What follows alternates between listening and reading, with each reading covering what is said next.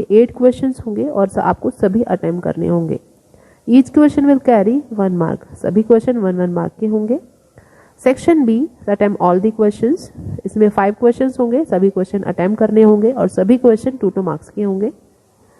Section C में 2 questions होंगे और इंटरनल चॉइस होगी इसमें सभी क्वेश्चन 2 के 2 अटेम्प्ट करने होंगे। Each question will carry 6 marks, दोनों क्वेश्चन 6 नंबर के होंगे। तो आइए हम देखते हैं सेक्शन वाइज, सॉल्व करते हैं। Section A, recipient of the title Aftabe Mausiqi. Aftabe Mausiqi के टाइटल से किसको नवाजा गया है? अब्दुल करीम खां, बड़े गुलाम अली खां, फैयाज खां या तानसेन जी। ये वाला क्वेश्चन बोर्ड में कई बार आ चुका है, काफी टाइम रिपीट हो चुका है ये क्वेश्चन, तो ये बहुत इंपॉर्टेंट है, जरूर करिएगा। तो आफ्ताबे मौसीकी से फैयाज खां जी को पुरस्कृत किया गया है। क्वेश्चन नंबर 2, संगीत रत्नाकर वॉज रिटन इन, संगीत रत्नाकर किस शताब्दी में लिखा गया? 10वीं century, 12th century, 13th century या 15th सेंचुरी? तो संगीत रत्नाकर 13वीं शताब्दी में लिखा गया, तो इसका सही आंसर है 13th सेंचुरी। क्वेश्चन 3, ग्राम that became extinct in due course of time. ग्राम जो समय के साथ बाहर निकाल दिया गया है या समय के साथ विलुप्त हो गया है। गंधार ग्राम, षडज ग्राम, मध्यम ग्राम या पंचम ग्राम? तो हमने 3 ग्राम पढ़े हैं, षडज, मध्यम, गांधार, और गंधार ग्राम को हमने विलुप्त माना है, तो इसका सही आंसर है 1, गांधार ग्राम। Question 4, choose the correct statements. A, Malkauns is an औढ़व जाति राग। मालकौस औढ़व जाति का राग है, तो ये करेक्ट है क्योंकि उसमें रे और पा पूरी तरीके से वर्जित होते हैं। जब राग में 2 स्वर वर्जित हो जाते हैं तो उसमें 5 स्वर रह जाते हैं 7 में से, और 5 स्वर वाले राग को औढ़व जाति का राग कहा जाता है।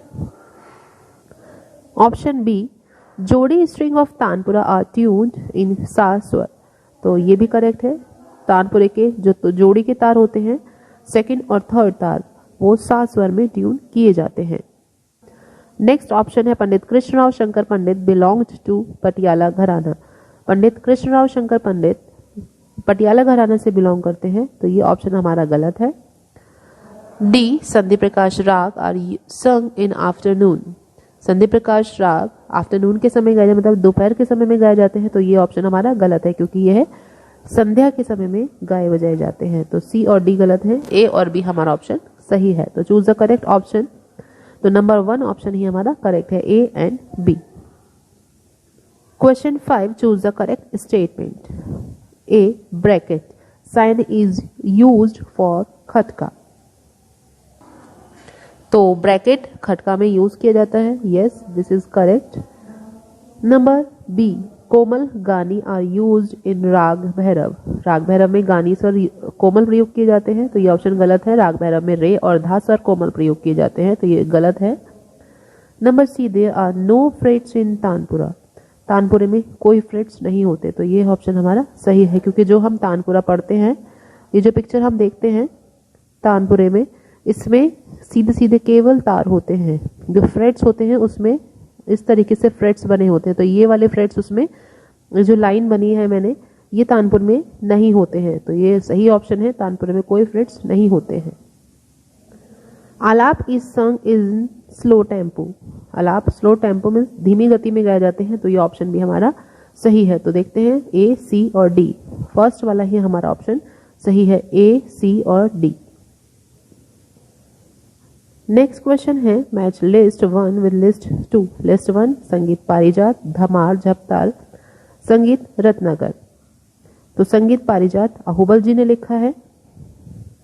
धमार ताल में 14 मात्राएं होती हैं, झपताल में 10 मात्राएं होती हैं, और संगीत रत्नाकर को सप्ताध्यायी भी बोला जाता है। तो ए का 3rd, बी का 1। देखते हैं ऑप्शन, ए का 3rd, बी का 1, ए का 3rd, बी का 1, सी का 4 और डी का 2nd। तो 3rd वाला ऑप्शन हमारा करेक्ट है। नेक्स्ट क्वेश्चन है स्टेटमेंट्स में। Statement 1, according to Sangeet Ratnakar they are 15 types of gamak. Yes this is correct. Sangeet Ratnakar के आधार पर गमक के 15 प्रकार माने गए हैं। तो स्टेटमेंट 1 इज करेक्ट। स्टेटमेंट 2, 7 शुद्ध मूर्छनास आर प्रोड्यूस्ड फ्रॉम ईच ग्राम। हर ग्राम से 7 शुद्ध मूर्छना उत्पन्न होती हैं। तो यह स्टेटमेंट भी सही है। हर ग्राम से 7 मूर्छनाओं की उत्पत्ति होती है। तो दोनों स्टेटमेंट सही हैं। तो इसका सही आंसर है हमारा statement 1 and 2 both are true. Question number 8, statement 1. Pandit Ahobal is the pioneer musician to establish swaras on the string of veena. पंडित अहोबल जी एक ऐसे संगीतकार हैं जिन्होंने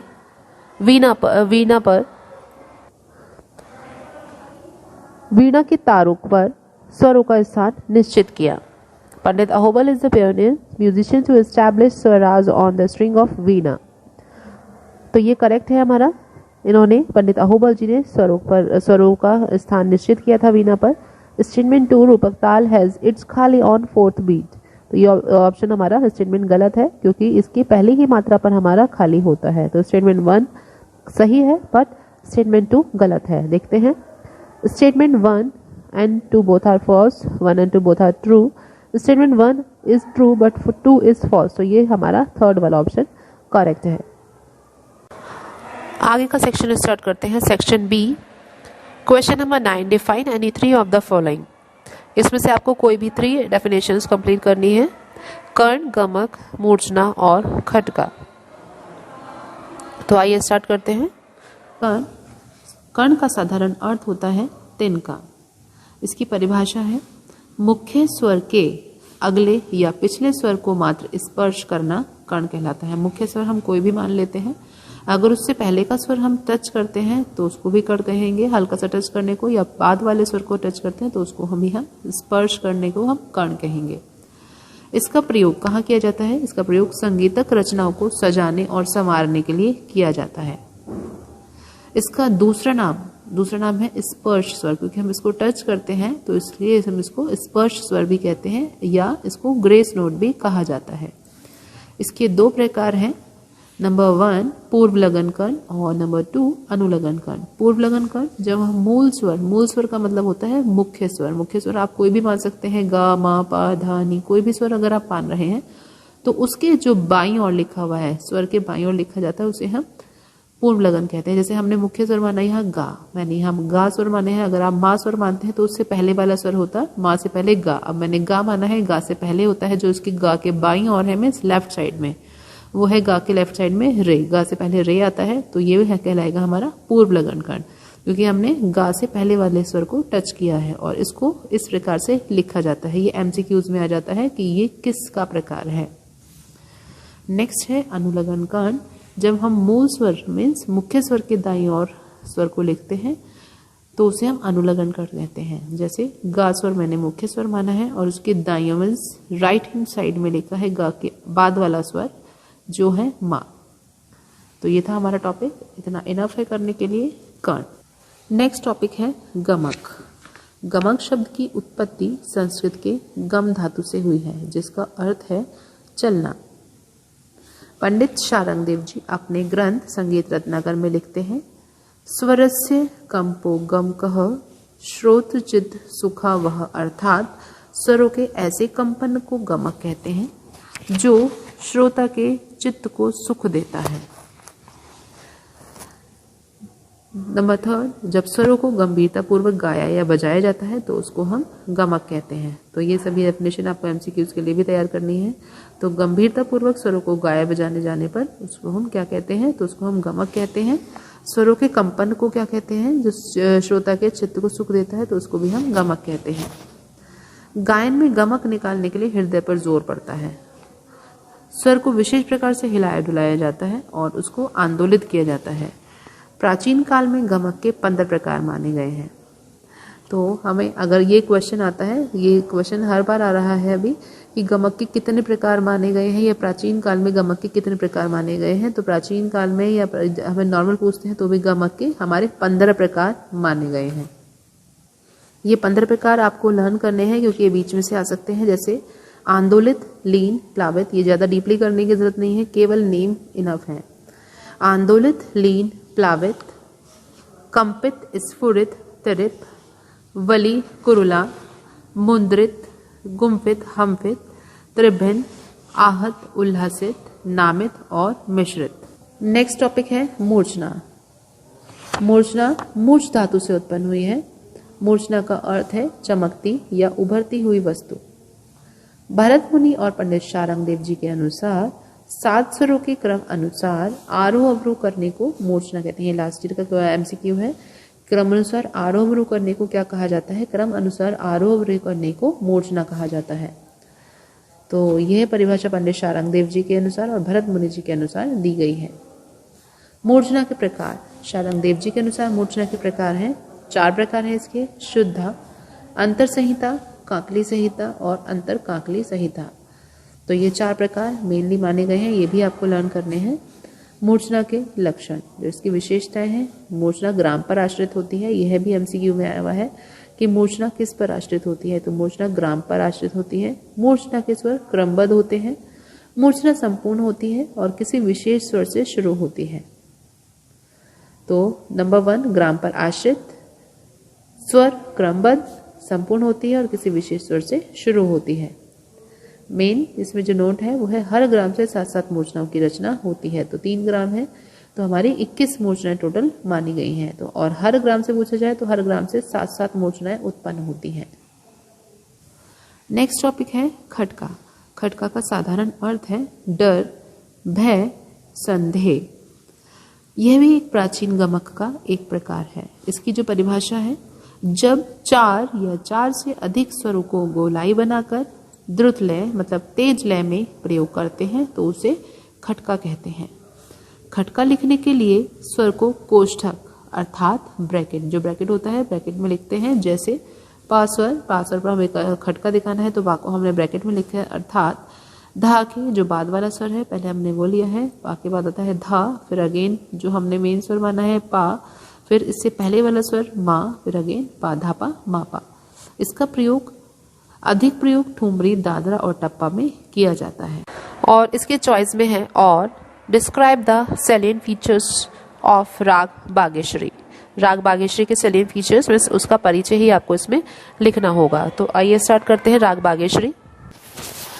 राग बागेश्वरी का थाट है काफी। इसमें स्वर है गा और नी स्वर कोमल है। इसमें वर्जित स्वर इसके आरोह में रे और पास स्वर वर्जित है। मीन्स इसमें टोटल 5 स्वर हैं और अवरोह में केवल 5 स्वर वर्जित है। तो इसमें अवरोह में केवल 6 स्वर हैं। तो इस प्रकार जो इसकी जाति है वो है औढ़व, शाढ़व। वादी स्वर है इसमें मा, समाधि है सा। वादी समाधि मासा है। यह रात के दूसरे प्रहर में गाया बजाया जाता है। अंग इसका पूर्वांग वादी है।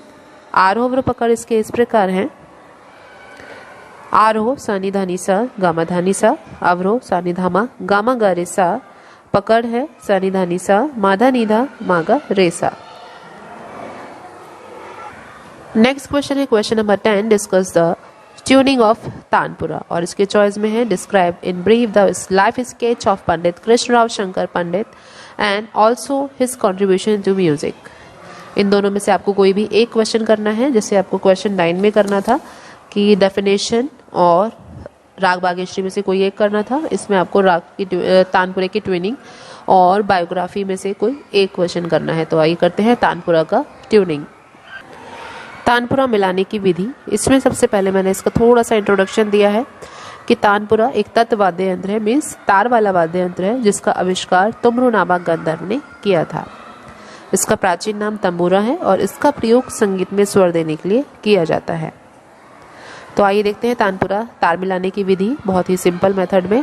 तानपुरे में 4 तारें होती हैं। पहले मैंने 4 तारें बनाई हैं, 1 2 3 4। तो तानपुरे में 2 और 3 नंबर की जो तार है, जो क्वेश्चन अभी हमने सैंपल पेपर में एमसीक्यू किया है, 2 और 3 नंबर की तार को हम जोड़ी की तार कहते हैं। इसके बाद पा, सा पा लिखने के बाद तीनों तारों के ऊपर हमें सा लिखना है। मतलब पहले नंबर की तार पर हमें लिखना है पा, फिर 1 2 3 4 नंबर की तार पर हमें सा लिखना है और लास्ट वाले सा के नीचे हमें डॉट लगानी है। 2 3 पर डॉट नहीं लगानी है। अब देखिए इसको एक्सप्लेन कैसे करना है।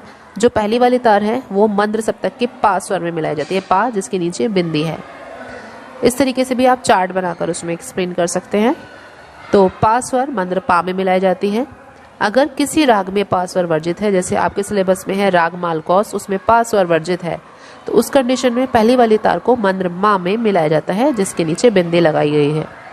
तो मंद्र मा में मिलाया जाता है। अगर किसी राग में पंचम और मध्यम में पा और मा स्वर दोनों ही वर्जित हैं, तो उस कंडीशन में पहली तार को मंद्र सप्तक के नी में मिलाया जाता है। तो पा मा नी, पापा मम्मी और नानी। इस तरीके से याद कर लीजिए कि पहले पापा फिर मम्मी फिर नानी। पहले स्वर को तार को पहले पा में मिलाया, पा नहीं है तो माँ में मिलाया, पा और माँ दोनों ही नहीं है तो नी में मिलाया। बाकी दूसरे और तीसरे तार को, जिसे जोड़ी का तार भी कहते हैं, मध्य सा में मिलाया जाता है क्योंकि इसके नीचे बिंदी नहीं है। और जो फोर्थ वाली तार है उसे मंद्र सा में मिलाया जाता है। नेक्स्ट जो चॉइस में है वो था describe in brief the life sketch of Pandit Krishna Rao Shankar Pandit and also his contribution to music. तो आइए देखते हैं।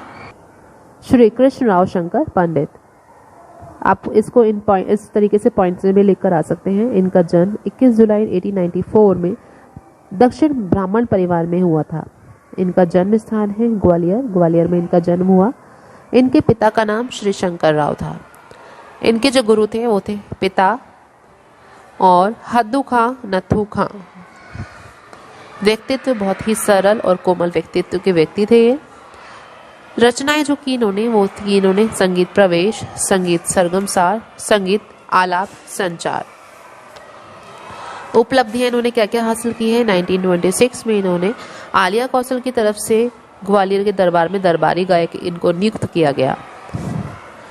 शिष्य इनके जो शिष्य रहे हैं वो है सुपुत्र पंडित लक्ष्मण रविशंकर, प्रोफेसर सारा चंद्रा, बाला साहेब पूछ वाले और पोत्री मीता पंडित जी। योगदान क्या क्या योगदान रहा है। इन्होंने पिता के नाम पर शंकर गंधर्व विद्यालय खोला। गायन की विशेषताएं, ये तीनों सप्तकों में गाते थे। राग की शुद्धता, खुली और वजनदार आवाज, इनकी गायन की विशेषताएं थी।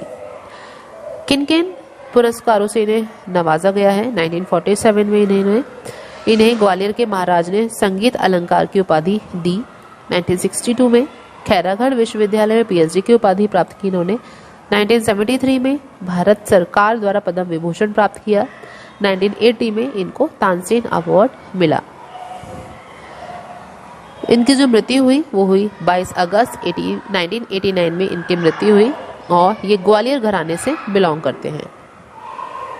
इतना लिखना आपके लिए इनफ है। इनको मैंने टोटल 13 पॉइंट्स कराए हैं, इतने आप कर सकते हैं। नेक्स्ट क्वेश्चन है question number 11। Give a brief description of संगीत रत्नाकर। संगीत रत्नाकर का संक्षिप्त परिचय दीजिए और डिस्क्राइब धमार ताल एंड राइट इट्स ठहा दुगुन इन ताल नोटेशन। धमार ताल का परिचय देते हुए उसकी ठहा में से गुण और दुगुन की स्वर लिपि लिखिए। नोटेशन में उसको लिखना है। आइए देखते हैं संगीत रत्नाकर। संगीत रत्नाकर शॉर्ट में इस ग्रंथ को सप्ताध्यायी ग्रंथ भी कहा जाता है। इसके जो लेखक हैं वो पंडित शारंग देव जी हैं। इसका लेखन समय है 13वीं सदी। यह 13वीं सदी में लिखा गया। इसका जो आधार ग्रंथ, ये किस किस का आधार ग्रंथ है, ये उत्तरी और दक्षिणी संगीत पद्धति का आधार ग्रंथ है। इन्होंने भरत मुनि जी का अनुसरण किया है। मूर्छना और सारना चतुष्टय में इनकी मौलिकता और प्रतिभा दिखाई देती है।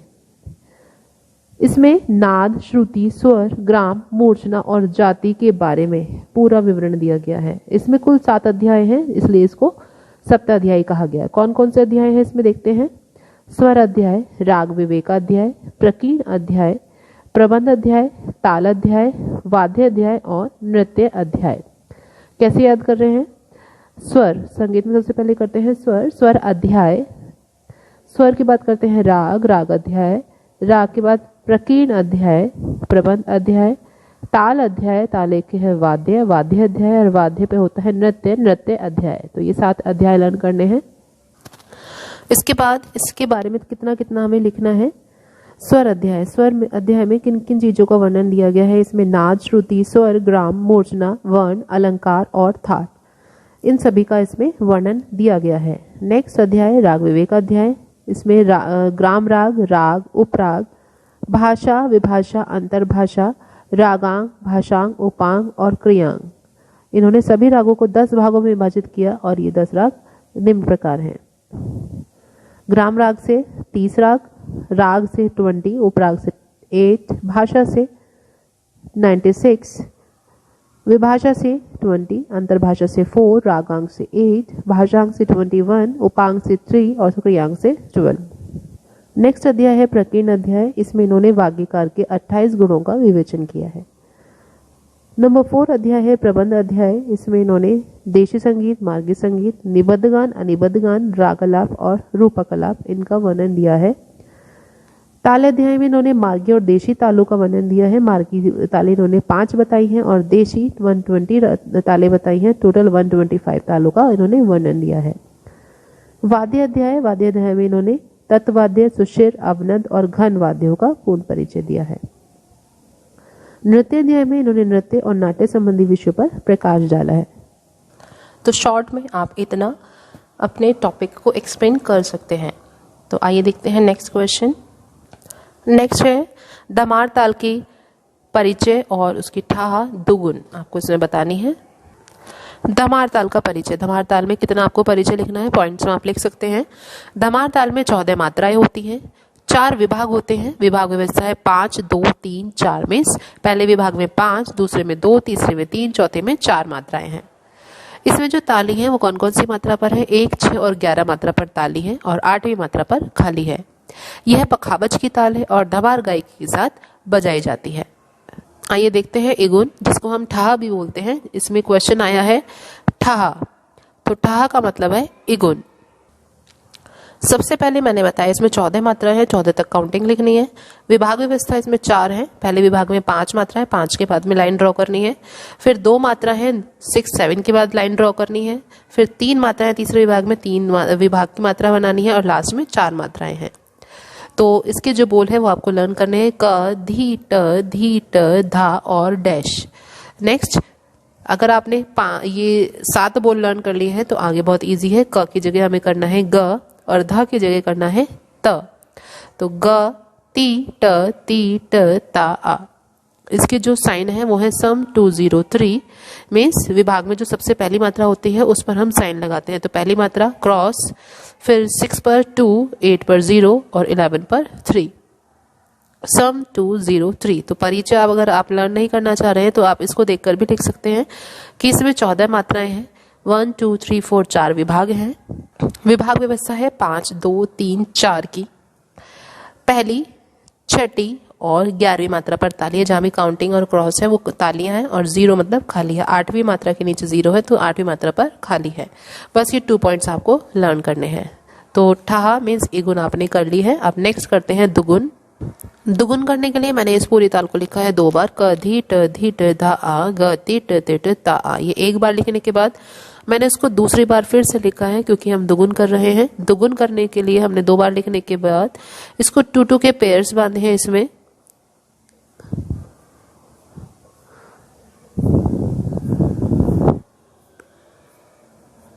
टू के पेयर्स बनाने के बाद हम इसमें लिखेंगे काउंटिंग।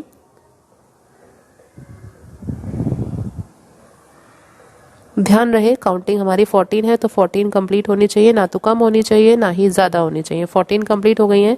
विभाग व्यवस्था है 5, 2, 3 और 4। पहले विभाग में 5 मात्रा, फिर 2, 3 और 4। साइन है इसके क्रॉस, 2, 0, 3। तो ये हमारी हो गई है दुगुन। नेक्स्ट क्वेश्चन है describe briefly any 3 of the following. हमें कोई भी 3 डेफिनेशंस को ब्रीफली डिस्क्राइब करना है, एक्सप्लेन करना है। आलाप, ग्राम, मीन और मुर्की। और इसकी चॉइस में है describe the main contents of संगीत पारिजात। संगीत पारिजात के जो मेन कंटेंट्स हैं उनको एक्सप्लेन करना है, डिस्क्राइब करना है। तो आइए देखते हैं डेफिनेशंस। इसमें से कोई भी 3 आप कर सकते हैं, मैं चारों आपको एक्सप्लेन कर रही हूँ। आलाप। आलाप भाव प्रधान होता है। किसी भी गायन वादन का प्रारंभ अगर किया जाता है तो उसका प्रारंभ आलाप द्वारा ही किया जाता है। अगर कोई तालबद्ध आलाप है तो वह गीत के बीच में गाया जाता है। ताल रहित आलाप जो ताल में बंधा हुआ नहीं होता है उसका प्रयोग गीत से पहले किया जाता है। राग का स्वरूप आलाप द्वारा ही प्रस्तुत किया जाता है। राग के मुख्य स्वरों का विलंबित लय में विस्तार आलाप कहलाता है। इसके जो प्रकार हैं प्राचीन काल में इसके 2 प्रकार माने गए हैं और आधुनिक काल में इसके 4 प्रकार माने गए हैं। तो अगर नॉर्मली पूछ लेते हैं तो आपको आधुनिक काल में 4 प्रकार माने गए हैं। आलाप के जो भाग हैं वो हैं 4 भाग हैं, स्थायी, अंतरा, संचारी, आभोग। आलाप से क्या क्या चीजें दर्शाई जाती हैं? आलाप से राग की जाति, स्वरूप और चलन दर्शाया जाता है। आलाप प्रधान गायन शैली कौन सी है? विलंबित ख्याल गायन शैली। यह आलाप प्रधान गायन शैली है। आलाप और तान में केवल लय का अंतर होता है।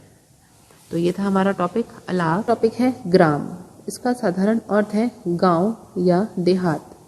मतंग मुनि जी अपने ग्रंथ बृहदेशी में लिखते हैं, जिस प्रकार बहुत से आदमियों के रहने की जगह को हम गांव कहते हैं, उसी प्रकार स्वर और श्रुतियों के रहने की जगह को हम ग्राम कहते हैं। मैं दोबारा से बता रही हूँ, मतंग मुनि जी के अनुसार जिस प्रकार बहुत से आदमियों के रहने की जगह को गांव कहते हैं, उसी प्रकार स्वर और श्रुतियों के रहने की जगह को हम ग्राम कहते हैं। संगीत रत्नाकर में जो आपके सिलेबस में है, पंडित शारंग देव जी लिखते हैं, ऐसा स्वर समूह जो मूर्छनाओं का आधार हो ग्राम कहलाता है। फिर से सुनिए, ऐसा स्वर समूह जो मूर्छनाओं का आधार हो ग्राम कहलाता है। संगीत पारिजात में जो सिलेबस में है आपके, पंडित अहोबल जी लिखते हैं, स्वरों का समूह ग्राम कहलाता है। तो अंत में हम कह सकते हैं, निश्चित श्रुतियों के अंतर पर स्थापित 7 स्वरों के समूह को ग्राम कहते हैं। ग्राम के प्रकार, ग्राम के 3 प्रकार हैं। नंबर 1 षडज ग्राम, नंबर 2 मध्यम ग्राम, नंबर 3 गांधार ग्राम। 7 स्वर किस प्रकार से विभाजित हैं? 4-3-2, 4-4-3-2। ये जो ग्राम है, मैंने अलग अलग स्वरों पर किस प्रकार से हम श्रुतियों पर स्वर स्थापित है मैंने चार्ट बनाकर दिखाया है। आप ग्राम टॉपिक में जाकर देख सकते हैं। 4-3-2, 4-4-3-2। इसमें लिए आप क्या करेंगे? सा, रे, ग, म, प, ध, नी। तो 4-3-2 432, दोबारा 432, बीच में 4 लिखिए। तो ये षडज ग्राम के स्वर हैं, श्रुति अंतरों पर स्थापित है। तो आप देखेंगे, अगर पूछा जाता है कि पा स्वर की कितनी श्रुतियां हैं, तो पा स्वर के ऊपर लिखा है 4, पा स्वर की 4 श्रुतियां हैं। और अगर पूछा जाता है कौन सी श्रुति पर स्थापित है, तो इन सभी को ऐड करना है। 4 + 3 7 + 2 9 + 4 13, 13 + 4 17 श्रुति पर पा स्वर हमारा स्थापित है। लेकिन हम अगर मध्यम ग्राम देखते हैं, मध्यम ग्राम में 432, 4 जो 432 था, 4 और 3 आपस में एक्सचेंज हो गए हैं। तो यहाँ पर देखिए पा स्वर कौन सी श्रुति पर है? 4 + 3 7 + 2 9 13 14 15 16। मध्यम ग्राम में पा स्वर 16 श्रुति पर है और षडज ग्राम में 17 श्रुति पर पा स्वर स्थापित है। नेक्स्ट है गांधार ग्राम। इसका प्रयोग गंधर्व लोग किया करते थे और उनके स्वर्ग जाने से गंधर्व संगीत उनके साथ चला गया, ऐसा माना जाता। मींड, मींड को जो प्राचीन नाम है वो है वली। मींड प्राचीन गमक का एक प्रकार है जो है वली। किसी एक स्वर से दूसरे स्वर तक आवाज को बिना खंडित करते हुए जाना मींड कहलाता है। मीन्स जब हम एक स्वर से दूसरे स्वर पर बिना आवाज को तोड़े हुए जा रहे हैं तो उसको हम मींड कहते हैं।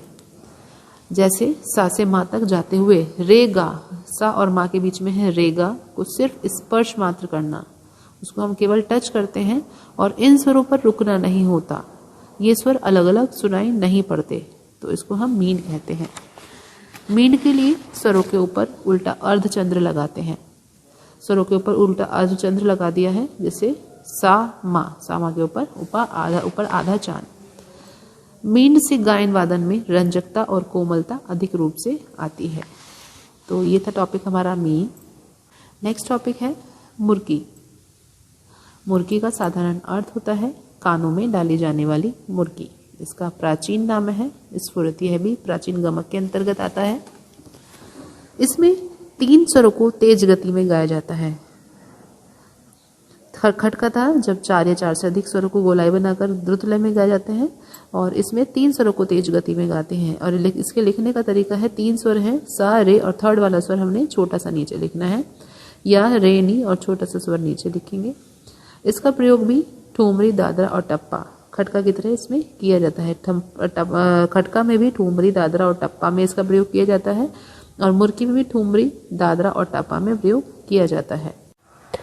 नेक्स्ट जो क्वेश्चन जिसका चॉइस में है वो है संगीत पारिजात। संगीत पारिजात के जो मुख्य बिंदु हैं वो इस प्रकार हैं। इसके जो लेखक हैं वो पंडित अहोबल जी हैं, और 1650 में इन्होंने संगीत पारिजात लिखा। इसका अनुवाद पारसी भाषा में पंडित दीनानाथ जी द्वारा किया गया। इसमें कुल 8 अध्याय हैं। जैसे संगीत रत्नाकर में मैंने बताया 7 अध्याय हैं, इसमें कुल 8 अध्याय हैं। पहला अध्याय है स्वर अध्याय, ग्राम अध्याय, मूर्छना अध्याय, स्वर विस्तार अध्याय, वर्ण अध्याय, जाति अध्याय, समय अध्याय और राग अध्याय। इनको अलग अलग अध्यायों को करना है। संगीत रत्नाकर और संगीत पारिजात के अध्याय थोड़े से मिक्स हो जाते हैं, तो इनको अलग से लर्न करके रखना है। इसमें कुल 500 श्लोक हैं। 8 अध्याय को हमें एक्सप्लेन करते हैं।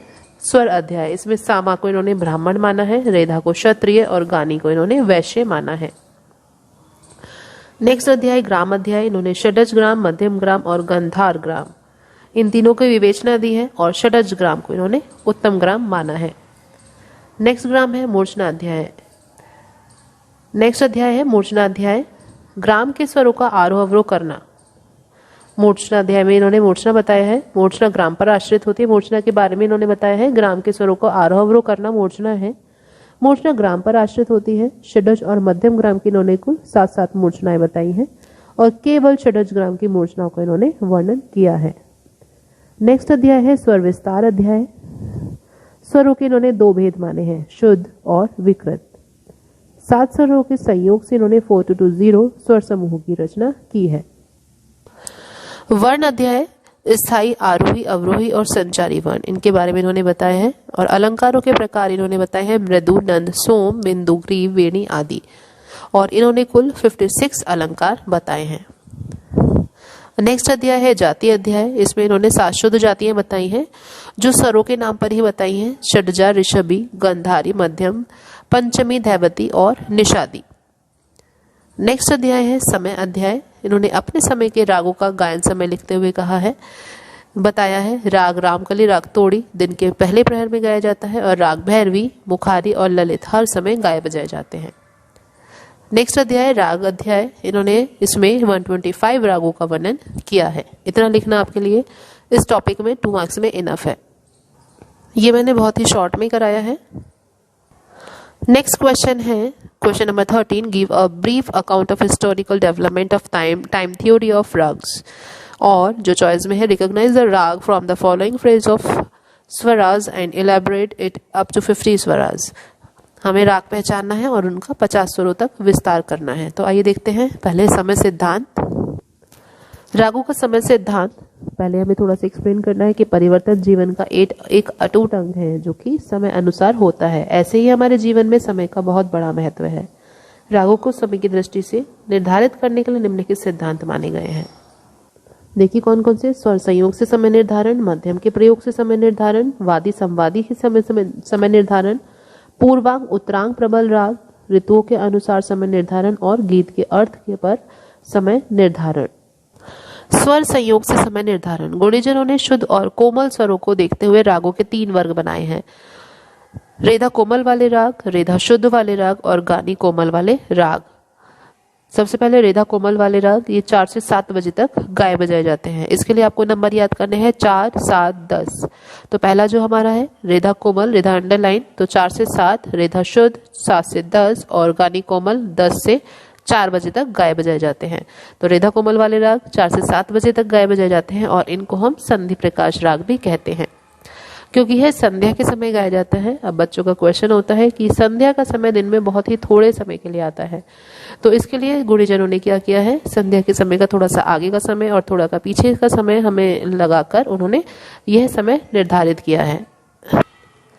तो ये समय दिन में 2 बार आता है, तो प्रातः और सायं। तो प्रातःकालीन संधि प्रकाश राग और सायंकालीन संधि प्रकाश राग।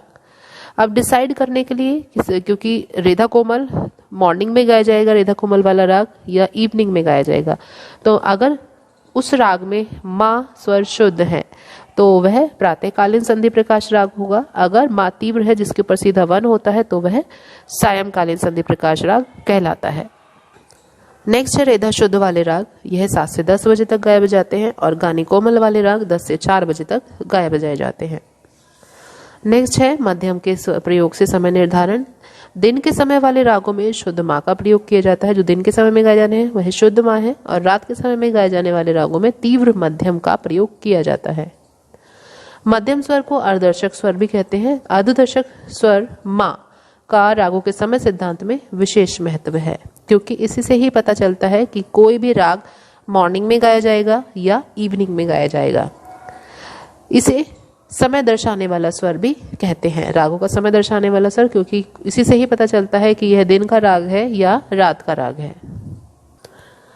नेक्स्ट है वादी संवादी से समय निर्धारण। सारे गामा हमारा पूर्वांग कहलाता है, पाधा निसा उत्तरांग कहलाता है।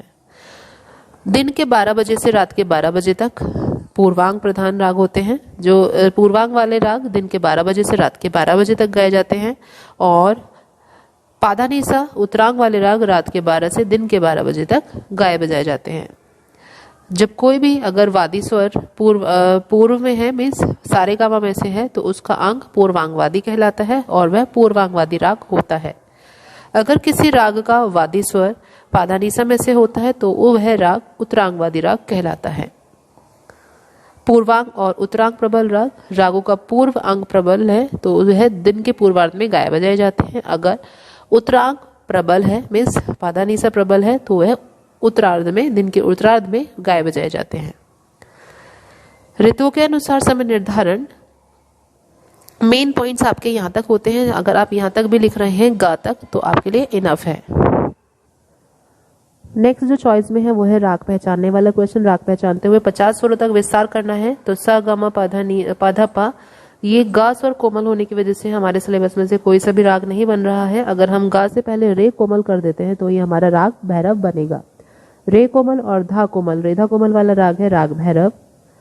तो आइए देख, इसका पहले हमने ये लिखी है 1 नंबर में, ये हमारा कंप्लीट हो गया है कि हमने केवल लिखना है राग भैरव। इसका 50 स्वरों तक विस्तार करते हैं।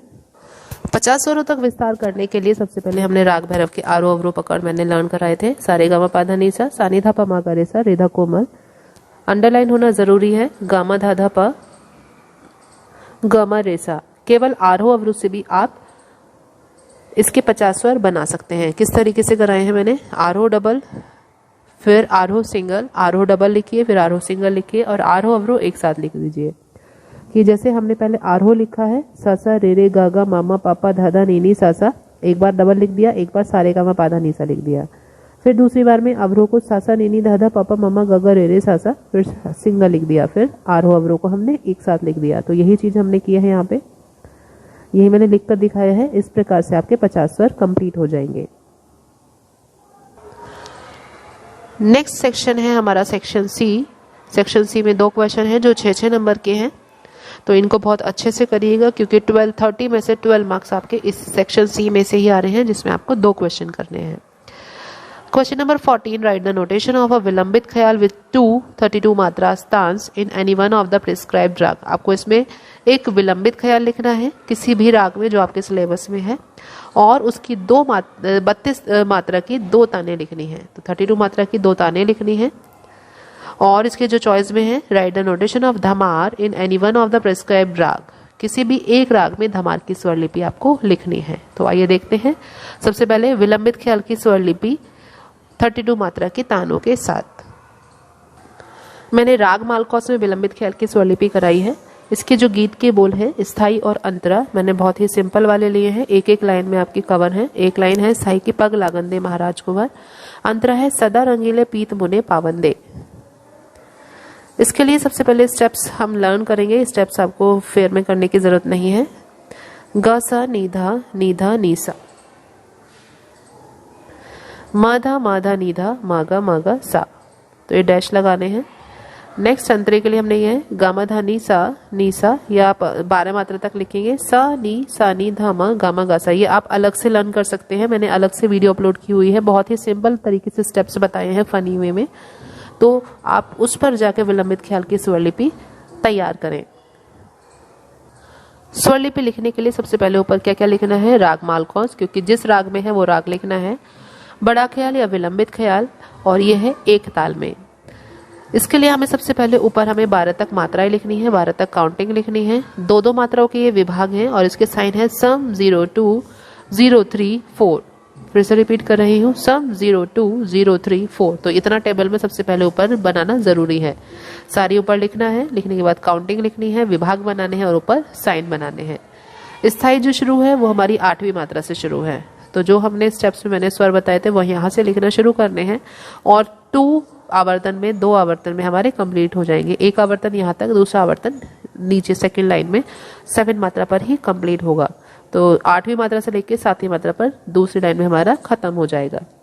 और जो भी हमने गीत के बोल करे हैं, गीत के बोल हम लिखते जाएंगे। स्वर लिखने के बाद अपने अकॉर्डिंग आप लिख सकते हैं, प ग ला ग न, कहीं भी लिखते जाइए, बस आपका साथ जहां तक आपने स्वर लिखे हैं वहां तक आपका कंप्लीट होना है। जो बीच में गैप बचता है उसमें आप एस लगा सकते हैं, जैसे ग सा नीधा नीधा सा। इस नेक्स्ट अंतरे के लिए भी 12 तक मात्राएं लिखेंगे आप। 2 मात्राओं के विभाग बनाएंगे, साइन लगाएंगे, और 9वीं मात्रा से हम शुरू करेंगे। जो हमारा स्थाई था वो 8वीं मात्रा से शुरू था और अंतरा 9वीं मात्रा से शुरू है। इसके स्टेप्स जो हमने करे थे 2 आवर्तन में कर लेंगे। 9वीं मात्रा से शुरू होकर ये 7वीं मात्रा पर खत्म हो जाएगा। यहाँ से शुरू किया हमने लिखना स्वरों को। लिखने के बाद बीच बीच में भी छोड़ सकते हैं, और जो बीच में जगह बचती है उसमें डैश लगा देंगे। हमारा 7वीं मात्रा पर कंप्लीट करना है। फिर जो हमने इसके जो बोल किए थे, सदा रंगीले पीत मुने पावन दे, यहाँ से लिखना शुरू करेंगे। जरूर नहीं मैंने यहाँ एस लगाया है तो यहीं पर ही लिखना है। स दा र गी, 2 छोड़कर ले, 2 छोड़कर फिर द्वि, पी। तो आप जरूर नहीं, अगर पी आपने यहाँ लिखा है तो यहाँ भी करेक्ट है, और जो बीच में स्पेस छोड़े हैं, स्पेस छोड़ने वाली जगह पर आपने एस बनाया है। ये एस जरूरी नहीं आपको यहीं लगाना है। ले अगर यहाँ लिख दिया तो एस आप यहाँ लगा सकते हैं। तो एस तक हमने इसको कंप्लीट कर दिया है। तो ये था हमारा विलंबित ख्याल। और अच्छे से डीपली लर्न करने के लिए आप इसकी अलग से वीडियो जाकर मेरे चैनल पर देख सकते हैं। अब करते हैं हम इसकी 32 मात्रा की तान। 32 मात्रा की ताने राग मालकोस में कराने वाली हूँ। सबसे पहले जब हम ताने करने जा रहे हैं तो हमें राग के आरोह और अवरोह पता होने जरूरी है, जिससे कि हम आसानी से मालकोस की ताने या किसी भी राग के अगर हम ताने बनाने जा रहे हैं तो हम ताने आसानी से बना सकें। तो इसका जो आरोह है वो है नी सा गामा धा नी सा, रे और पा पूरी तरीके से वर्जित है, तो रे पा कहीं भी हमारा इसमें यूज नहीं होगा। तो नी सा गामा धा नी सा, इसमें गा धा नी स्वर कोमल है, मीन्स इनको तीनों को अंडरलाइन करना होगा। जितनी भी बार हमारा गाधानी स्वर आ रहे हैं उनको अंडरलाइन करना होगा। अवरोह है हमारा सा नी धा मा ग सा, गाधानी हमने इसमें अंडरलाइन कर दिए हैं। अब इन्हीं से आरोह अवरोह से मैं आपको ताने बनाना सिखाऊंगी। ये आरोह अवरोह आपको अलग से लर्न करने की जरूरत नहीं है, परिचय में आप लर्न कर ही रहे हैं, उसमें भी लिखना जरूरी है। तो उसी से ही हम अब आगे ताने बनाएंगे। इन्हीं से ही हम 2 ताने बनाएंगे जो सिलेबस में सैंपल पेपर में आपने देखा है। तो इसके लिए तान 1, सबसे पहले हम जो फर्स्ट लाइन लिखने जा रहे हैं, फर्स्ट लाइन में हम उसमें लिखेंगे आरोह और अवरोह। सेकेंड लाइन में हम आरोह के स्वर हैं उनको हम डबल कर देंगे। जैसे सा नी सा गा मा धा नी सा है, तो नी नी सा सा गा गा मा धा धा नी नी सा। थर्ड लाइन हम फर्स्ट लाइन जो हमने लिखी है आरोह अवरोह, हम उसको पूरा रिपीट कर देंगे, और फोर्थ लाइन में हम इसका उल्टा कर देंगे। पहले हमने आरोह लिखा है तो यहाँ अवरोह और फिर आरोह लिखेंगे। तो आइए देखते हैं किस प्रकार से हमने किया है। फर्स्ट लाइन में मैंने बताया इसका आरोह अवरोह लिखना है, हम चौगुन की लय में करने वाले हैं क्योंकि विलंबित ख्याल में हम इसको कर रहे हैं। तो नी सा गा मा धा नी सा, और ये डैश, क्योंकि 8 मात्रा हमारी कंप्लीट है होनी है, तो 4 मात्रों के हमें पेयर बनाने हैं। 4 मात्रा नी सा गा मा धा नी सा, तो हमारी ये आरोह हो गया। नेक्स्ट सा नी धा मा गा सा, 4 मात्रा के हमने पेयर बनाए हैं, तो हमारे टोटल 8 हो जाएंगे। एक आरोह में 8 और अवरोह में भी 8 हमारे स्वर होंगे और 2 पेयर्स बन जाएंगे। तो 1 पेयर और सेकंड पेयर आरोह के, फर्स्ट और सेकंड 2 पेयर्स हमारे अवरोह के। इसमें गाधा ने जितनी बार भी आया है हम उसको अंडरलाइन करेंगे। 4 के पेयर को हम सेमी सर्कल से नीचे बांध देंगे। नेक्स्ट लाइन हमने कहा था आरोह के जो स्वर हैं हम उनको डबल करेंगे। तो आरोह के स्वर है हमारा नी सा गामा धानी सा, नी सा गामा धानी सा। तो हम कैसे करेंगे, नी नी सा सा गा गा मामा धा धा नी नी सा सा। तो देखिए नी नी सा सा गा गा मामा धा धा नी नी सा डैश सा डैश। सा डैश हमने क्यों किया, क्योंकि हमें पूरे 4 स्वर यहाँ पे कंप्लीट करने हैं। तो नी नी सा सा एक पेयर बनाया 4 मात्रा का, गा गा मामा एक पेयर बनाया 4 मात्रा का, धा धा नी नी सा डैश। तो हमारे ये टोटल कंप्लीट हो गए हैं। अब थर्ड लाइन मैंने बताई थी, जो हमारी फर्स्ट लाइन थी उसको हमने रिपीट किया था। जो ऊपर वाली फर्स्ट वाली लाइन है एज इट इज हमने थर्ड लाइन में इसको लिख दिया है, निसा गामा धा निसा सा नि धामा गामा गा सा। अब फोर्थ लाइन में मैंने बताया हमने आरोह अवरोह लिखे हैं, तो यहाँ पे हमने अवरोह पहले लिख दिया है और आरोह बाद में लिखा है। तो अवरोह हमने लिखा है सा नी धामा गामा गा सा, जो ये हमारा अवरोह था हमने इसको यहाँ लिख दिया है और आरोह को हमने इधर लिख दिया है। तो हमारा 1 2 3 4 लाइन्स कंप्लीट है। अब नेक्स्ट जो 4 लाइन्स हमें लिखनी है, टोटल 8 लाइन्स होंगी। तो नेक्स्ट 4 लाइन्स में हमने यहाँ से और 4th लाइन तक रिपीट कर देना है, एज इट इज हमने यहाँ कॉपी कर देना है। तो किस प्रकार से बना हमारा, निसा गामा धा निसा सा नि धामा गामा गा सा, नी सा सा गा गा मामा धा धा नी सा सा, निसा गामा धा निसा सा नि धामा गामा गा सा, सा नि धामा गामा गा सा, निसा गामा धा नि सा।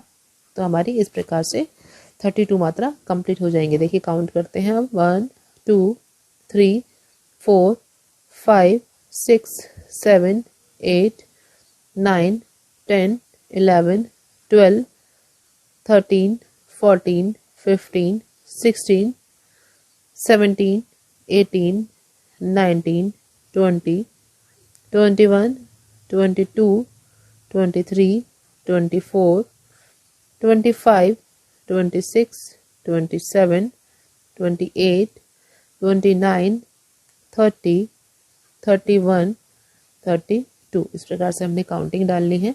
तो 32 मात्रा की हमारी काउंटिंग कंप्लीट हो गई है। बीच में से लाइन ड्रॉ हम कर देंगे। तो इस प्रकार ये हमारी एक तान कंप्लीट हुई। केवल एक आरोह अवरोह से ही हमने पूरी एक तान बना दी। अब जो हम ये फर्स्ट लाइन आरोह अवरोह लिया है, हम सेकंड तान में क्या करेंगे, इसी तरीके से करेंगे।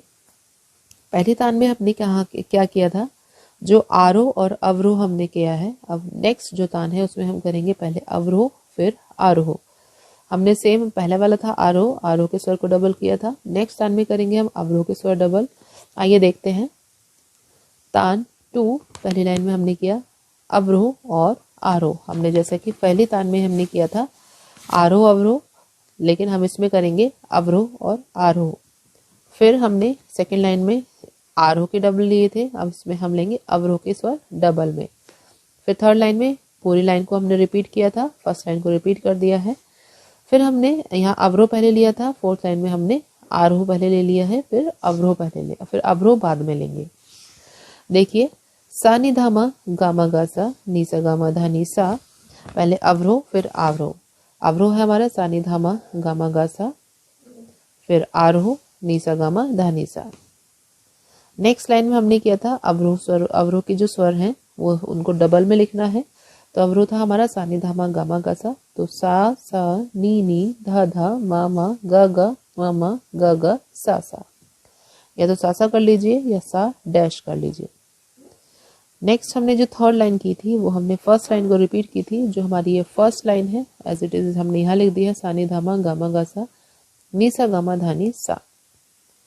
नेक्स्ट हमने फोर्थ लाइन में आरोह और अवरोह एक साथ लिखे हैं, तो नी सा गामा धा नी सा नि धामा गामा गा सा। फोर लाइन तक कंप्लीट होने के बाद हमें 4 की 4 लाइन रिपीट करनी है, हम एज इट इज लिख देनी है। तो सा नि धामा गामा गा सा, नी सा गामा धा नी सा नी धा धा मामा गा गा मामा गा गा सा सा, सा नि धा मा गा मा गा सा, नि सा गा मा धा नि सा, नि सा गा मा धा नि सा नि धा मा गा मा गा सा। ऊपर की जो 4 लाइन है उनको एज इट इज नीचे लिख लिया है। जितने बार भी गा धनी स्वर कोमल आ रहे हैं उनको अंडरलाइन करना है, मीन्स कोमल करना है, क्योंकि ये राग मालकोस है और राग मालकोस में ग धा और नी स्वर कोमल होते हैं और 4-4 के पेयर्स में हम उनको लिखेंगे। अब देखते हैं कि 32 मात्रा हो गई है। 5, 6, 7, 8, 9, 10, 11, 12, 13, 14, 15, 16, 17, 18, 19, 20, 21, 22, 23, 24, 25, 26, 27, 28, 29, 30, 31, 32 मात्रा की हमारी दूसरी तान कंप्लीट हो गई है। तो इस तरीके से आप इजी तरीके से दोनों की दोनों तानें सभी राग में लिख सकते हैं जितने आपके सिलेबस में राग हैं। मैंने अभी आपको राग मालकोस में बताई हैं। नेक्स्ट जो चॉइस में स्वरलिपि है वो है हमारी राग मालकोस में धमार की स्वरलिपि में करा रही हूँ। जिसमें धमार की स्वरलिपि आई है। कोई भी अपने सिलेबस की एक राग में धमार की स्वरलिपि लिखनी है जो ताल धमार में है। इसकी बंदिश के बोल हैं खेलत कान्हा ब्रज में होरी, अंतरा है राधा के संग चोरी चोरी, बाजत मृदंग धाधा दिनता किरधा दिनता, धाधा दिनता किरधा दिनता, तिटकत गदिगन धाधा धाधा। इसके लिए हमने सबसे पहले आरोह अवरोह के स्वर लर्न करने हैं। सा गा मा धा नि सा नि धा मा गा मा गा सा। स्टेप्स हम लर्न करेंगे। इसके स्थाई के स्टेप्स के लिए स्टेप 1 सा 3 बार मा, स्टेप 2 गा 2 बार मा, स्टेप 3 धा 2 बार मा, स्टेप 4 गा मा गा सा। अंतरे के जो स्टेप है फर्स्ट लाइन गा मा धा नि सा 6 टाइम है, फिर धा नि धा मा। सेकेंड लाइन के लिए सा नि धा मा गा मा गा सा। अब फिर इसका जो हमने अवरोह है वो इसको लिख लिया है। इसके बाद आरोह जो है गा मा धा नि सा कैसे लिया है, डबल डबल करके गा गा मामा धाधा नीनी, गा गा मामा धाधा नीनी, सा सा सा सा सा सा सा सा 4 बार और 4-4 के पेयर में हमने इसको बांध दिया है। स्वरलिपि लिखने के लिए सबसे पहले हम लिखेंगे उस पर धमार स्वरलिपि ताल धमार और ये राग मालकोस में है। धमार ताल में 14 मात्रा है। 14 तक काउंटिंग लिखने के बाद 5, 2, 3, 4 का विभाग व्यवस्था बनाएंगे और ऊपर साइन लगाएंगे क्रॉस 2, 0, 3। जो स्टेप से हमने इसके ऊपर लिख लिया है सा 3 बार मा, गा 2 बार मा, धा 2 बार मा, गा मा गा सा। नेक्स्ट हम लिखेंगे खेलत कान्हा ब्रज में होरी। अपने अकॉर्डिंग कहीं भी लिख सकते हैं और जो बीच में जगह खाली बचती है खाली जगह पर हम एस बना देंगे। नेक्स्ट है अंतरा। अंतरे के स्टेप्स लिखने के बाद गा मा धा नि सा 6 बार था हमारा, 6 बार स्वरों के हम लिख दिया है धा नि धा मा। फिर सा नि धा मा गा मा गा सा और गा गा मामा धाधा नीनी, गा गा मामा धाधा नीनी हमारा पूरा 14 मात्रा तक कंप्लीट हो जाएगा। यहाँ स्पेस नहीं था इसलिए मैंने नीचे लिख दिया है, थोड़ा स्पेस लेकर आप लिखेंगे। फिर आप नेक्स्ट उसके नीचे लिखेंगे बाजत मृदंग धाधा दिनता किरधा दिनता, पूरा राधा के संग चोरी चोरी, पूरा यहाँ से लिखना शुरू करेंगे और जो बीच में स्पेस बचता है उसमें एस लिख देंगे। और अच्छे से समझने के लिए आप मेरे चैनल पर जाकर इसकी स्वरलिपि अच्छे से कर सकते हैं। सेक्शन सी में जो दूसरा क्वेश्चन है 6 मार्क्स में वो है 15 नंबर क्वेश्चन। अलंकार is a very important concept in Indian classical music. अलंकार लिटरली मीन्स ऑर्नामेंट। तो अलंकार एक बहुत इंपॉर्टेंट रोल निभाता है शास्त्रीय संगीत में, हिंदुस्तानी शास्त्रीय संगीत में। अलंकार लिटरली मीन्स ऑर्नामेंट। अलंकार का अर्थ होता है आभूषण। These are used for ornamentation of a rag. It is also referred to as a palta. पल्टा, इसको पल्टा भी कहा जाता है। These are very important in learning various movements of swaras as alankars are based upon varnas. ये वर्णों पर depend है। अलंकार can be set to different tals and rags. अलंकार विभिन्न तालों में विभिन्न रागों में बना सकते हैं। तो आप ये जो पैसेज दिया है, after reading the above passage, जो ऊपर वाला पैसेज है ये पढ़ने के बाद क्रिएट 6 अलंकार्स, हमें 6 अलंकार बनाने हैं बेस्ड अपॉन डिफरेंट वर्नास, जो डिफरेंट वर्ण पर हो इन डिफरेंट ताल्स और डिफरेंट ताल्स में बंधे हों। तो हमें विभिन्न ताल बनानी है। हमें विभिन्न तालों पर डिफरेंट 3 तालों पर 3 ताल्स पर, क्योंकि 3 दिए हैं, डिफरेंट 3 ताल्स पर डिफरेंट वर्णों में 6 अलंकार बनाने हैं। तो आइए स्टार्ट करते हैं।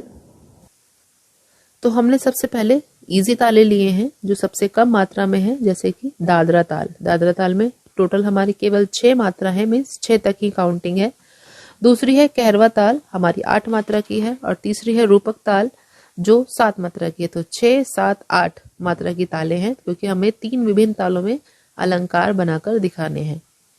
तो 6, 7, 8 दादरा ताल 6 मात्रा, कहरवा ताल 8 मात्रा और रूपक ताल 7 मात्रा की है। तो आइए देखते हैं। सरगम में सबसे पहले जैसे हम देखते हैं सा रे गा मा पा धा नी सा, आप सभी ने पढ़ा होगा। सा रे गा मा पा धा नी सा। तो सा रे गा मा पा धा नी सा हम किस प्रकार से करते हैं? सबसे पहले हम दादरा ताल की बात चल रही है, तो इसमें 6 मात्राएं हैं।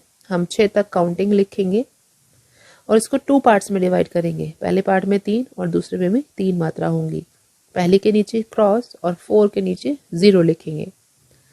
तो हमने बताया अभी सा रे गा मा पा धा नी सा कहाँ तक कंप्लीट करना है, तो हमें 1 से लेकर 6 तक कंप्लीट करनी है। पहले पहली लाइन सा रे गा मा पा धा, 6 नंबर में हमारा केवल धा आया, तो हमारा ये अभी आरोह कंप्लीट नहीं हुआ। जब तक सा हमारा नहीं आता हमें कंटिन्यू रखना है।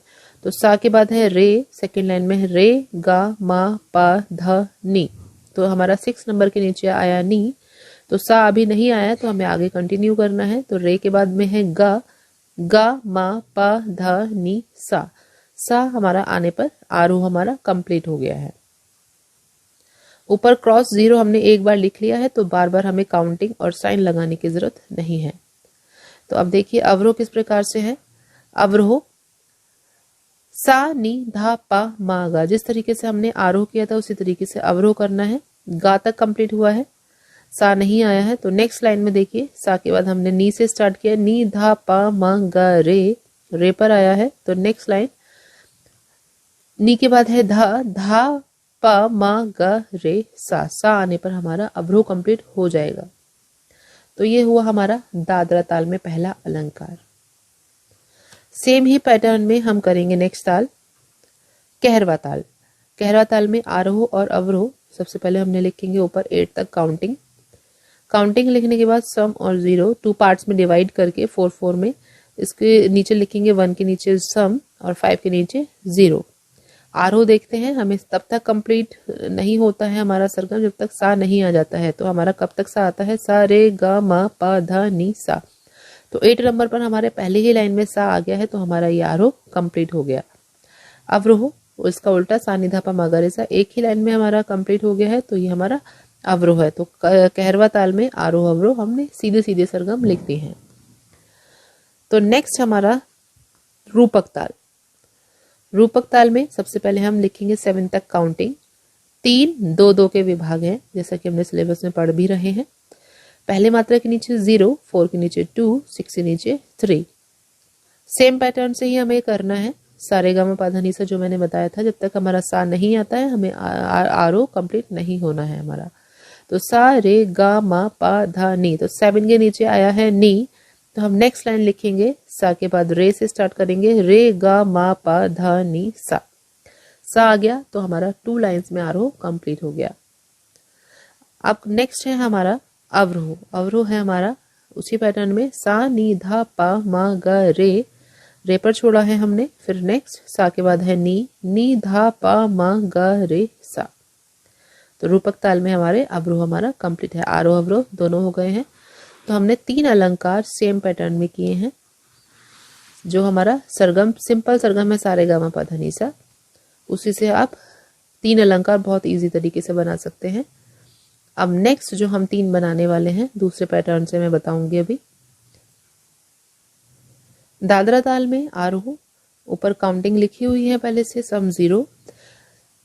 हम 3 3 के पैटर्न बनाएंगे। सा रे गा, फिर नेक्स्ट रे गा मा, रे गा मा पा धा नी सा। किस तरीके से लिया है? सा रे गा, फिर सा हटाकर रेगा लिखा है हमने आगे और एक स्वर आगे ऐड कर दिया है। रे गा मा गा, रे के हमने रे हटाया, फर्स्ट वाला हटाना है और आगे का फर्स्ट लास्ट ऐड करना है। तो रे हटा के हमने गा मा से स्टार्ट किया, तो गा मा और एक ऐड किया पा। अब गा को कट करके मा से स्टार्ट किया, मा पा और एक ऐड किया धा। अब यहाँ से मा हटाया, प ध नी, प हटा के ध नी सा, और जस्ट इसको उल्टा लिख दिया हमने अवरोह के लिए। सा निधा प धा प म ग रे सा, जस्ट इसको हमने उल्टा लिख दिया है। जो हमने आरोह किया है सारे ग रे ग म प धा पा धा नी सा, तो उसको उल्टा करने से हमारा आरोह अवरोह हमारा कंप्लीट हो गया। नेक्स्ट कहरवा ताल। कहरवा ताल में हमने क्या किया है, जो हमने सिंपल सरगम की थी कहरवा ताल में सारे गा मा पा धा नी सा एक ही लाइन में कंप्लीट हो गया था, तो उसको अब हमें क्या करना है, उसको डबल में करना है, हर स्वर को डबल में लिखना है। सा रे ग मा पा धा नी सा, और इसको उल्टा जस्ट उल्टा कर देना है। सा नी धा पा मा ग रे सा। तो कहरवा ताल में हमारी ये आरोह अवरोह कंप्लीट हो गए हैं। नेक्स्ट रूपक ताल। रूपक ताल में सबसे पहले 7 तक काउंटिंग लिखकर 3 विभाग बनाए हैं, 3 2 के 0 2 3। अब आगे क्या करना है, हमें इसको पैटर्न बनाना है ताल के अकॉर्डिंग। सा रे गा, फिर सा रे गा दोबारा लिखा, सा रे गा मा। नेक्स्ट रे गा मा को दोबारा लिखा, रे गा मा पा। फिर नेक्स्ट रे के बाद गा मा पा, आगे इसको रिपीट करा, गा मा पा धा। गा के बाद मा से मा पा धा, दोबारा आगे लिखा मा पा धा नी।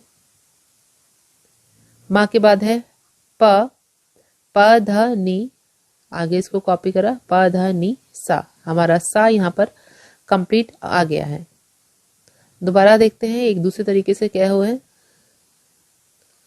हमें पहले लिख देना है सा रे गा मा पा धा नी। हमें पा धा नी तक यहाँ पर लिख लेंगे, दूसरे तरीके से मैं बता रही हूँ। फिर आगे क्या करना है, हमें सा रे गा दोबारा लिखकर मा ऐड करिए, एक स्वर आगे 4 के लिए हमें लिखते जाना है। सा रे गा मा पा धा नी, मा पा धा नी हमने यहाँ तक लिखा। फिर दोबारा यहाँ रिपीट करके इस इन वाले स्वरों को आगे स्वर ऐड करते जाना है। सा रे गा प्लस मा, रे गा मा पा, गा मा पा धा, मा पा धा नी, पा धा नी सा आने पर हमारा आरोह कंप्लीट हो जाएगा। अवरोह के लिए स्वयं उसी तरीके से आप इजी तरीके से कर सकते हैं। सा नी धा पा मा गा रे तक लिखने के बाद यहाँ के स्वर दोबारा से आगे रिपीट करिए और एक स्वर को आगे ऐड करते जाइए। जैसे सा नी धा लिखा है तो सा नी धा प्लस धा के बाद आता है पा, फिर नी धा पा, दोबारा लिखिए नी धा पा के बाद आता है मा, धा पा मा गा, पा मा गा रे, मा ग रे सा आने पर हमारा अवरोह कंप्लीट हो गया। तो इस प्रकार आरोह अवरोह इसके भी कंप्लीट हो गए। तो हमने पूरे 6 अलंकार विभिन्न वर्णों पर विभिन्न तालों में 3 विभिन्न तालों में हमने किए। और चॉइस में दिया गया है दूसरा क्वेश्चन है, which contemporary artist of dhrupad और khayal you are most impressed with. आप किस कंटेम्प्रेरी आर्टिस्ट, ध्रुपद और ख्याल के जो कंटेम्प्रेरी आर्टिस्ट हैं, आप किससे सबसे ज़्यादा इम्प्रेस्ड हैं। Critically analyse his or her style in your own words. आपको उनका स्टाइल अपने वर्ड्स में लिखना है। तो इट मीन्स आपको उन जो भी आप ध्रुपद और ख्याल के जो आर्टिस्ट हैं उनके बारे में आपको अपने व्यूज़ बताने हैं, उनकी बायोग्राफी इट मीन्स आपको पूरी लिखनी है। तो हम अलग से ना लेके हम अपने सिलेबस के ही जो ध्रुपद और ख्याल के आर्टिस्ट हैं हम उनके बारे में करेंगे। या तो आप 6 अलंकार लिखेंगे या फिर आप इनमें इस आर्टिस्ट के बारे में आपको लिखना होगा। तो आपके सिलेबस में ध्रुपद और ख्याल के गायक जो हैं वो हैं फैयाज खां जी। तो फैयाज खां जी के बारे में आपको लिखना है। फैयाज खां जी का जन्म 1886 में सिकंदरा आगरा में हुआ था। इनके पिता का नाम सफदर हुसैन था। इनके जो गुरु थे वो थे इनके नाना। इनसे इन्होंने 5 से 25 वर्ष तक शिक्षा प्राप्त की। उपलब्धियां इन्होंने स्वर्ण पदक 1906 में प्राप्त किया। आफ्ताबे मौसीकी जो अभी MCQs में भी पढ़ा है हमने 1911 में प्राप्त किया। बड़ौदा के महाराज सियाजी राव ने इनको अपने दरबार में दरबारी गायक नियुक्त किया। बंगाल संगीत परिषद तथा इलाहाबाद विश्वविद्यालय से सम्मान मिला इनको 1935 में। लाहौर रेडियो स्टेशन में इन्होंने प्रस्तुतियां दी। इनकी जो विशेषताएं हैं वो है ये काफ़ी नीचे स्वर में गाया करते थे। जोरदार और भरावट आवाज थी। सभी तरह के गायन में निपुण थे। ख्याल, ध्रुपद, धमार अच्छी तरह गाते थे। ख्याल में भी नोम तुम का लाप करते थे और बीच में तू ही अनंत हरि कभी कभी गाते थे। इनका जो रचनात्मक नाम है वो है प्रेम प्रिया। इनके शिष्य हैं दलीप चंद्र बेदी, अता हुसैन, लताफत हुसैन और शराफत हुसैन। इनकी मृत्यु हुई 5 नवंबर 1950 में, जब ये 64-65 की उम्र में थे। इनके प्रिय राग जयजयवंती, तोड़ी, ललित, दरबारी और रामकली हैं।